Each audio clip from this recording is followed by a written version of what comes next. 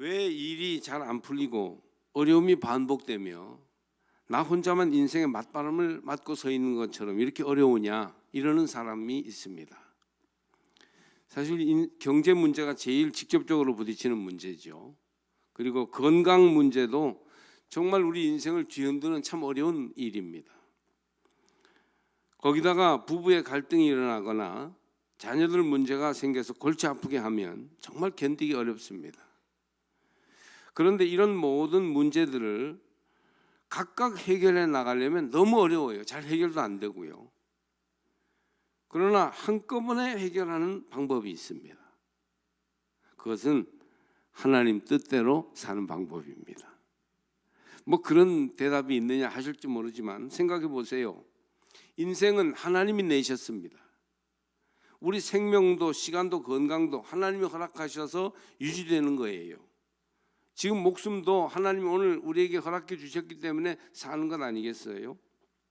그러니 하나님을 떠나서 살면 생명의 근원이요 인생의 처음이 되시는 하나님을 떠나 살면 모든 게 막히고 어려워집니다. 처음에는 잘 못 느끼지만 하나님 떠나 사는 인생은 잘 되기 어려워요. 그러나 하나님께로 돌아가서 하나님 원하시는 대로 살면 모든 게 잘 풀리고 해결될 것입니다. 하나님이 원래 지으셨고 하나님이 모든 우리 인생을 섭리하시기 때문에 그 하나님의 매뉴얼대로 살면 인생이 잘 풀릴 수밖에 없는 거예요. 이런 문제를 다루고 있는 책이 오늘 우리가 읽은 학개서입니다. 우리는 학개서를 성전 건축을 주제로 한 예언서로 알고 있는데 이 성전 건축의 문제가 사실은 삶의 문제에 대한 하나님의 방법을 다루고 있는 그런 책이라고 볼 수 있습니다. 포로에서 돌아온 이스라엘이 다른 어떤 것보다도 먼저 성전을 짓는다는 것은 믿음의 문제, 하나님 뜻대로 사는 일을 먼저 해결하는 믿음을 그들이 가졌다는 것입니다.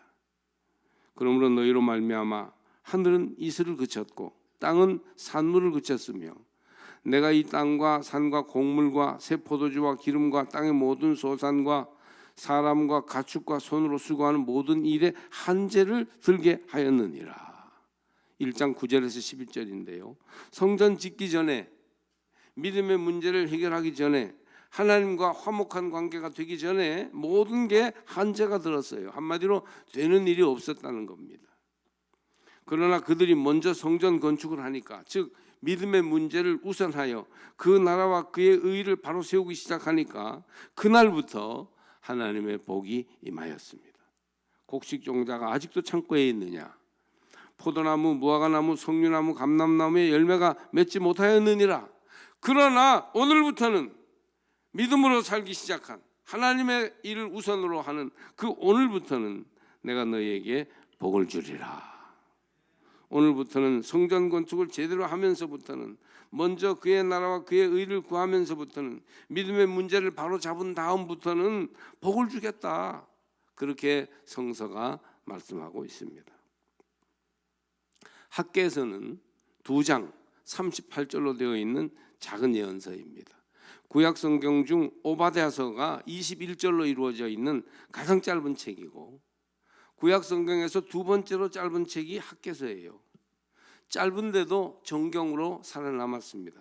굉장히 중요한 메시지를 담고 있는 책이라는 얘기가 되겠죠. 그 중에 익숙한 구절은 1장 8절이에요.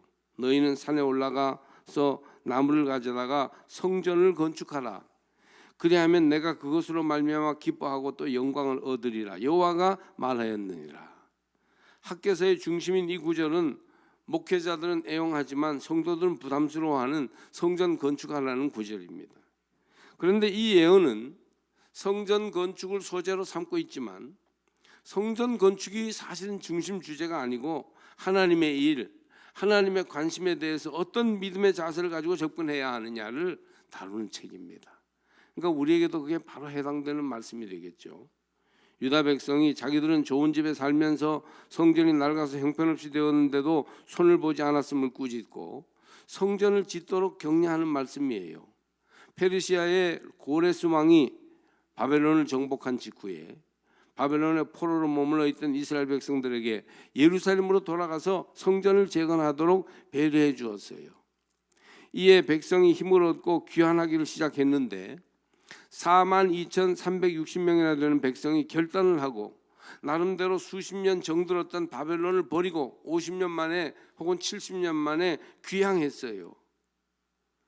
그들이 귀향한 직후에 무엇을 했겠습니까?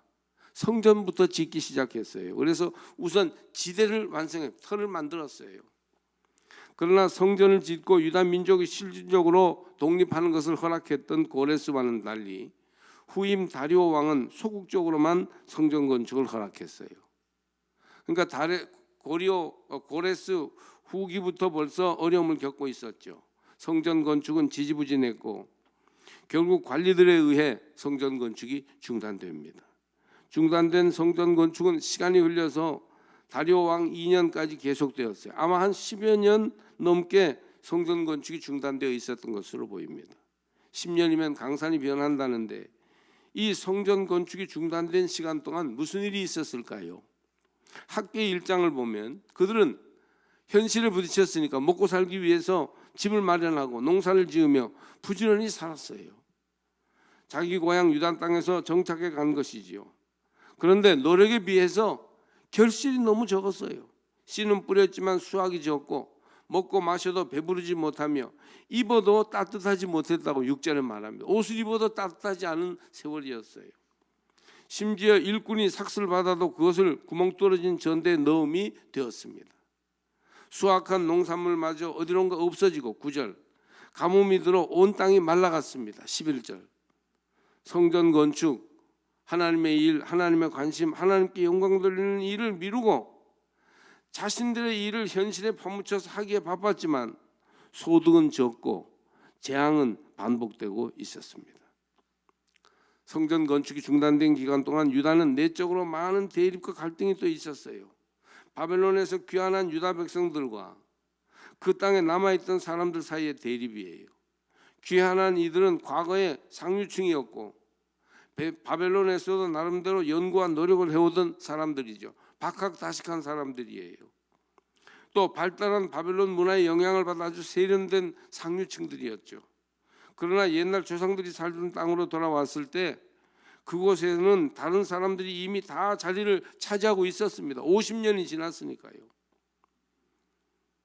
그래서 남아있는 사람들 입장에서 볼 때는 외국에서 살던 사람들이 동족이라면서 50년 만에 돌아와 가지고 주인 행세를 하려고 하니까 이게 받아들이기 어렵지 않겠어요? 그래서 이 두 그룹들 사이에 갈등이 계속 있었습니다. 이럴 때 유다 백성들이 정말 어렵더라도 빨리 하나님의 성전을 건축하고 온 민족이 신앙으로 새롭게 뭉쳐서 출발했다면 거기에 관심들이 집중되어서 하나가 될 수 있었을 것이에요. 그런데 이 당시 믿음의 과제요 하나님 앞에 숙제였던 성전 건축 문제를 빼놓고 자꾸 그들의 현실 문제만 해결하려고 하니까 오히려 문제가 해결되지 않았던 것이죠. 서로 다른 이스라엘, 갈등하고 영적인 문제 앞에 놓인 유다를 하나 되게 하는 데 있어서 성전 건축을 중심으로 하나 돼서 나가야 하는데 그걸 못했던 것이죠. 성전 건축을 하고 유다 나라를 새로 세우라고 허락했던 페르시아 왕이 그것을 철회해 버렸으니까 이제 약속 유다로서는 방법이 없었던 것입니다. 사람들은 믿음과 대의를 쫓던 데에서 이제 자기 생계를 위해 일하는 생활로 돌아가 버렸습니다. 오늘 본문 학계 2장도 바로 이와 같은 상황을 보여줍니다. 제가 쉬운 번역으로 다시 번역해서 읽어드립니다. 한번 잘 들어보세요.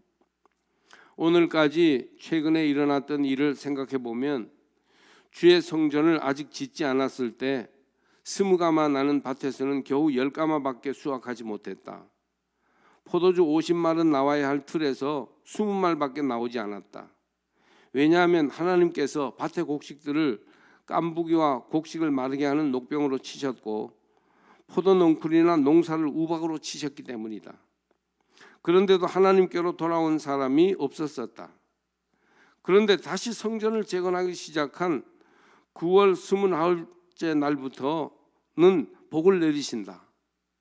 만약 포도나무, 무화과나무, 석류나무, 감람나무 종자에 창고가 있다면 오늘부터 놀라운 수확과 풍성한 결과가 있을 것이다. 15절부터 19절까지 바로 그 말씀입니다. 여러분, 학교 예언자 시대의 성전 건축은요, 신앙적 자존심이 걸리는 문제였어요. 유다 백성을 하나 되게 하고 믿음을 새롭게 하는 구심점이 되는 사건이었습니다. 처음에는 페르시아 왕의 지원까지 받아서 성전 재건이 활발하게 이루어지다가 지원이 그치고 반대를 받으니 그들이 현실 생활에 파묻혀서 그만 성전 건축을 더 이상 못하고 중단했습니다. 믿음의 지표라고 할 수 있었던 성전 재건이 중단되니 포로에서 돌아온 귀한 자들과 남아있던 잔류자들 사이에 갈등이 불거지고 무슨 일을 시도해도 되는 일이 없었습니다. 심지어 먹어도 배부르지 않고 옷을 입어도 추위를 가실 수가 없었습니다. 그들은 살고 있는데 사는 느낌이 나지 않는 답답한 상황을 계속 이어가고 있었습니다. 저는 이 말씀이 정확히 오늘의 한국교회 상황을 보여준다고 생각합니다. 60년대 이후 90년대까지 한국교회는 세계 선교 역사에 기록될 만큼 큰 성장을 이루었어요. 간증이 있었고 예수님 살아계신 역사가 일어났습니다. 교회마다 부흥되었고 지역마다 성도들이 늘어났어요. 십자가만 세우면 그 교회에 사람이 어떻게든 채워졌어요. 해방 이후 시대적인 배경에도 큰 이유가 있었는데 거기에는 교인들의 기도와 전도와 헌신이 바탕이 되었던 것이죠. 말하자면 한국교회 발전과 성장을 하는 과정에는 개방과 자본주의적 성장이라는 고레스의 도움이 있었어요. 여기에는 우리 교회도 해당됩니다. 70년대 중반부터 우리 교회는 꾸준히 성장해 왔죠. 특히 어린이들이 300명씩 모였던 때도 있었습니다. 복음에 집중했어요. 예수 사랑이 간절했습니다. 교회와 믿음의 문제에 제일 관심을 두었습니다. 믿음의 문제를 이와 같이 우선하며 하나님만을 사랑하고 경배하니까 하나님께서 우리 인생을 주관하시고 축복하셨습니다. 물론 그때가 산업화 이후 나라 경제가 발전하던 때니까 개인의 경제도 발전했다지만 특히 가만 보면 신실하게 믿는 기독교인들, 기독교적 정신과 가치관을 가지고 열심히 살아가는 사람들이 일반적으로 사회 지도층을 이루며 훨씬 잘 살게 되었던 것을 우리는 알 수 있습니다. 그러나 여러분, 이제 그 자본주의적 성과라는 고레스는 더 이상 도움을 주지 않습니다. 이제 다리오 시대가 되었어요. 게다가 다리오 왕 때 성전 건축을 방해하던 관리들이 있었던 것처럼 사회 분위기가 예전 같지 않고 성도들은 그런 사회 속에서 부정적인 영향을 받으며 신앙생활을 해야 합니다. 요즘 우리 믿음과 생활을 놓고 기도하면서 말씀을 준비할 때 학개서를 읽으면서요 정말 무릎을 치게 됩니다. 요즘 사회 분위기가 신앙에 도움을 주지 않습니다. 청장년 세대에 들어가는 30, 40대 젊은이들과 20대 청년들에게 지금의 사회 분위기는 교회를 떠나도록 하는 데 힘을 보태고 있어요. 신앙생활이 더 필요해지고 정말 중요하다는 느낌을 갖도록 하지 않습니다. 이럴 때 우리는 신앙적인 중심을 잃지 말아야 해요. 교회가 감당해야 할 사명이 있고 그 사명을 이루기 위해 준비해야 할 교회의 모습이 있습니다. 코로나 이후에 교회마다 자신의 사명과 역할을 새롭게 하는데 당시 유다와 이스라엘에게는 성전을 짓는 것이 당면한 사명이었다면 오늘의 교회, 우리 교회를 포함해서 오늘의 교회는 사회적 책임을 감당하고 하나님께서 이루시는 구원의 역사를 잘 할 수 있도록 하는 일이 교회의 사명이라고 볼 수 있습니다. 우리 교회는 이때 삼척시 노인 복지관을 위탁 운영하게 되는데 아주 의미가 있다고 생각해요. 학계 시대에 하나님은 산에 가서 나무를 가져다가 성전을 지으라고 했던 것처럼 우리 시대에는 사회적 역할을 감당하라, 믿음이 다른 사람을 위해 봉사하는 것으로 열매 맺으라는 것을 보여달라고 요구하고 계십니다. 그러므로 여러분, 교회의 역할과 사명을 새롭게 하여 주님께서 원하시는 뜻을 이루어가는 성도들이 다 되시기를 바랍니다. 하나님께서 교회를 향해서 요구하시는 일을 당시 학계 시대에는 성전 건축을 감당을 못했어요. 그러니까 모든 것이 비뚤어지고 어려움을 겪었던 것이죠. 우리 시대에도 그렇게 하나님 원하시는 일을 감당하지 못할 때 우리 마음이 불편합니다. 교회 와서도 영적으로 쉼을 얻지 못하고 불안하고 괴롭습니다. 그러니 세상 일이 잘 풀리지 않지요. 사업도 잘 안 되고 입맛도 없으며 인간관계도 자꾸 얽히고 없던 병이 자꾸 생깁니다. 한마디로 삶이 자꾸 꼬이는 것입니다. 저는 지난 3, 4년의 교회와 교인들 형편을 깊이 묵상해 볼 때 이 말씀이 두려울 정도로 진실한 말씀으로 다가왔어요. 그래요. 먼저 하나님 앞에 바로 서야 합니다. 하나님이 인생을 내셨고 인생을 주관하시며 인생을 완성하실 것이기 때문에 하나님이 원하시는 뜻에 맞추어서 인생을 사는 것이 잘 사는 것이고 바로 사는 것입니다. 하나님 앞에서 감당해야 할 시대적 과제에 집중하고 하나님 앞에 바로 서시기를 바랍니다.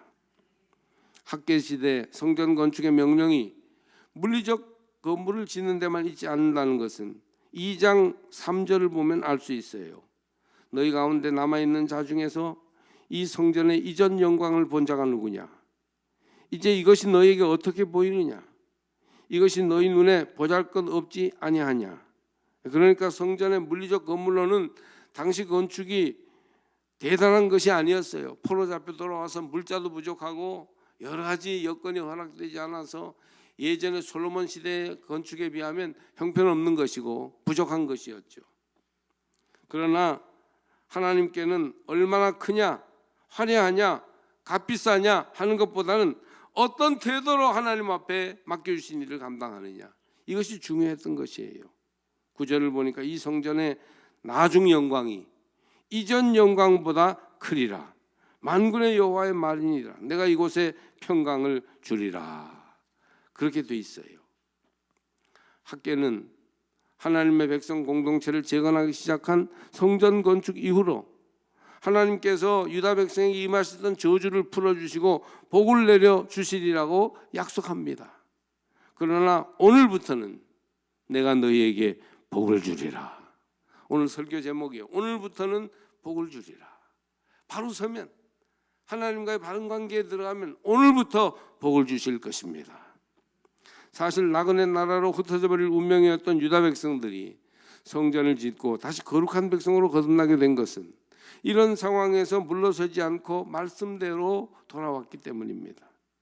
지난 코로나 3년은 우리 모두에게 굉장히 힘든 시기였습니다. 같이 어려우니까 서로 참으면서 불평 없이 지내왔지만 다들 내색을 하지 않았지만 하던 사업을 그만둬야 하는 사람들도 있었고 허리띠를 졸라매고 불편을 참아내야 하는 시절이었습니다. 코로나 관련 중병으로 아직까지 질병의 후유증을 앓는 가족들도 적지 않습니다. 이런저런 경제적인 침체와 손실이 있었던 것이 사실입니다. 또 교회도요 어려웠어요. 우리가 별 불평은 안 했지만 다 어려우니까 정상적인 예배와 사역을 진행하기 힘들어서 교회 문을 닫고 비대면으로 예배를 드려야 했던 때도 상당히 있었습니다. 코로나 첫 시기에는 교회 예산도 많이 줄어들어서 운영도 어려웠던 것이 사실입니다. 이런 사정들은 우리 모두가 스스로를 깊이 돌아봐야 할 과제를 던져주었어요. 그것은 우리가 하나님의 일을 뒤로 하고 나 자신의 생업과 먹고 사는 문제에만 너무 빠져 있다는 것을 우리에게 깨우쳐 주었습니다. 하나님 교회의 거룩한 사명을 생각하십시오. 우리 마음의 성전을 짓고 바른 예배를 주께 드려야 하는 사명을 기억하시기를 바랍니다. 우리가 이런 믿음의 본래 자리로 돌아와서 먹고 사는 문제, 더 많이 쌓고 더 높게 짓는 일에만 관심을 가지지 않고 하나님의 일, 하나님을 예배하는 일에 더욱 관심을 가지는 그런 삶으로 나가야 할 것입니다. 우리가 하나님의 나라와 그의 뜻에 관심을 가지지 않고 먹고 입고 쓰는 데에만 치중하니까 점점 영적으로 타락하여 세상 사람들보다 조금 더 낫지 않게 똑같이 죄를 짓고 죄의 떡을 먹으며 죄의 향기에 취해서 살게 되는 것입니다. 기도하라고 해도 귀뚱으로 듣고 전도하라고 하면 남의 일로 생각합니다. 하나님이 교회와 맡겨주신 사명을 이루는 일에 관심을 가지지 못했어요. 여러분 하나님께로 돌아오셔서 십자가를 붙드시기를 바랍니다. 교회 부흥에 더 관심을 가지고 하나님의 뜻을 이루기 위해서 우리가 집중하면 맨 처음에 말씀드린 것처럼 하나님이 우리의 삶을 형통케 하시고 복을 주실 줄로 믿습니다. 너희가 많이 거두기를 바랐으나 얼마 거두지 못했고 너희가 집으로 거두어 들였으나 내가 그것을 흩어버렸다. 그 까닭이 무엇이냐? 나 만군의 주의 말이다. 나의 집은 이렇게 무너져 있는데 너희는 저마다 제 집 일에만 바쁘기 때문이다. 그러므로 너희 때문에 하늘은 이슬을 그치고 땅은 소출을 그쳤다. 무슨 성전을 다시 지어야 된다 이런 말씀이 아니고 하나님 앞에 어떤 믿음의 태도를 가져야 되는가, 우리의 현실을 어떻게 이해하고 해석하며 살아가야 하는가를 보여주는 말씀입니다. 오늘 우리 교회는 오후에 남선교회 주간 전교인 걷기 대회 합니다. 저는 이것을 코로나 종식의 신호탄이라고 부르고 싶습니다. 아직 완전히 끝난 건 아니고 여러분 마스크를 거의 다 끼고 계시지만, 그러나 이제 코로나를 이제 더 이상 코로나가 우리의 삶을 좌지우지하지 않는다는 것을 선언하는 자리로 보아도 크게 틀리지 않을 것 같습니다. 코로나에서 벗어나게 하신다는 것은 우리의 관심을 더욱 하나님께로 돌리라는 하나님의 부르심입니다. 물리적인 성전 건축보다는 우리 마음에 믿음의 전을 바로 세우라는 말씀으로 오늘 주님은 가르쳐 주십니다. 그 믿음의 전을 짓고 지대를 놓는 오늘부터 복을 주리라. 할렐루야. 영적으로 충만한 생활을 결단하는 오늘부터 잘되게 하리라. 주님만 바라보고 사랑하는 오늘부터 건강과 평안을 주리라. 믿음에 더욱 올인하는 오늘부터 너희 자녀들이 잘되게 할 것이다. 오직 예수님의 십자가만을 묵상하며 마음속에 믿음의 성전 짓기를 결단하는 오늘부터 사업과 경제가 잘 될 것이다. 이렇게 우리가 해석해서 말할 수 있을 것 같아요. 우리가 어떤 자세와 믿음으로 예배를 드리고 신앙생활을 하느냐에 따라서 우리 교회의 영적 상태와 미래가 달라질 줄로 믿습니다. 또 이 학계에서 말하고 있는 대로 오늘부터는 복을 주리라. 하나님의 놀라운 축복이 임할 줄 믿습니다. 요한계시록에 나오는 소아시아 7교회 중에 맨 마지막에 나오는 교회가 라오디게아 교회입니다. 그 교회는 불행하게도 그리스도로부터 단 한마디의 칭찬도 듣지 못했어요. 그 교회는 오로지 주님으로부터 책망만 들은 교회였습니다. 라오디게아는 잘 사는 교회였어요. 부유하고 부족함이 없었습니다. 라오디게아 교인들은 자존심이 강한 사람들이었어요. 그들은 풍요로웠고 많이 배웠으며 은행에는 돈이 쌓여 있었습니다. 주후 60년에 라오디게아에 지진이 엄습했을 때에도 그들은 로마의 복구비를 거절할 만큼 재정이 넉넉했습니다. 양털 모직의 집산지로 의리 무역이 활발했고 안약을 만들어 온 천하에 수출하기도 했습니다. 자랑거리가 많은 지역이었습니다. 우리도 성지순례 때 가보았는데요, 과연 예전에 굉장히 잘 살던 지역이라는 것을 눈으로 확인할 수 있었습니다. 그러나 그들은 영적으로는 가난했어요. 곤고하고 가난하며 벌거벗었으면서도 수치를 알지 못하고 회개할 줄 모르는 사람들이었습니다. 마치 현대인들이 점점 잘 살수록 영적으로는 빈곤해지는 것처럼 그들은 그랬어요. 그들을 향해서 주님이 이렇게 말씀하십니다. 내가 네 행위를 아노니 네가 차지도 아니하고 뜨겁지도 아니하도다. 네가 차든지 뜨겁든지 하기를 원하노라. 네가 이같이 미지근하여 뜨겁지도 아니하고 차지도 아니하니 내 입에서 너를 토하여 버리리라. 요한계시록 3장 15절 16절 아주 유명한 말씀이죠. 그들이 잘 살다 보니까 믿음이 뜨뜻미지근했어요. 그래서 주님은 그걸 토해버리겠다고, 좀 뜨겁게 간절하게 그렇게 좀 신앙생활을 하라고 말씀하십니다. 19절에는 이렇게 말씀해요. 무릇 내가 사랑하는 자를 책망하여 징계하노니 그러므로 네가 열심을 내라 회개하라. 20절에 벌지어다 내가 문 밖에 서서 두드리노니 누구든지 내 음성을 듣고 문을 열면 내가 그에게로 들어가 그와 더불어 먹고 그는 나와 더불어 먹으리라. 주님과 하나 되라. 주님과의 교제와 믿음의 자리로 들어와라. 그렇게 라오디게아 교인들을 향해서 말씀합니다. 여러분 학계와 이 라오디게아 교회의 고면처럼 여러분 안에, 여러분 생활에 믿음의 집을 지으시기를 바랍니다. 지금 예수만을 더욱 사랑하세요. 지금 마음을 다하여 하나님을 바르게 예배하십시오. 지금 오늘 여러분이 살아있는 믿음의 성전을 하나님께 지어 올리라는 것입니다. 내일이면 늦어요. 오늘입니다. 지금 믿음의 집을 지어야 합니다. 그러면 오늘부터, 지금부터 복을 주실 것입니다. 학회를 통하여 지금 선포되는 하나님의 말씀이 저와 여러분에게 실천될 수 있기를 축복합니다.